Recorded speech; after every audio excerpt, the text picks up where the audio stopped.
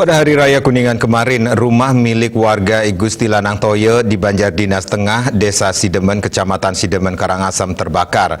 Kebakaran diduga dipicu dupa yang dipakai mainan oleh anak-anak dari pemilik rumah. Kapolsek Sidemen AKP Inyoman Merto Karyana mengungkapkan peristiwa kebakaran tersebut terjadi sekitar pukul 07.30 WITA. Rumah yang terbakar ukuran 7x6 meter. Merto Karyana menambahkan kebakaran rumah tempat tinggal tersebut diduga akibat adanya api yang bersumber dari dupa yang dipakai mainan oleh anak-anak dari korban. Karena dupa yang sedang menyala dipakai mainan oleh anak korban, selanjutnya api diduga mengenai pakaian yang ada di kamar tidurnya. Api tersebut membesar dan menjalar ke tempat tidur atau kasur kapuk. Api membesar dan membakar seluruh isi barang yang ada di dalam kamar rumah tersebut.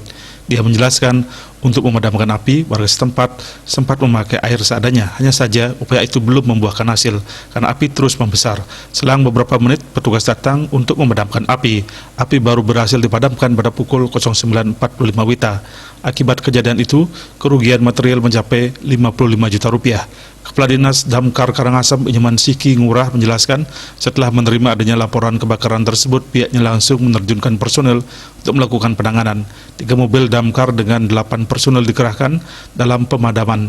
Damkar juga dibantu masyarakat, TNI dan Polri. Bali Pos melaporkan.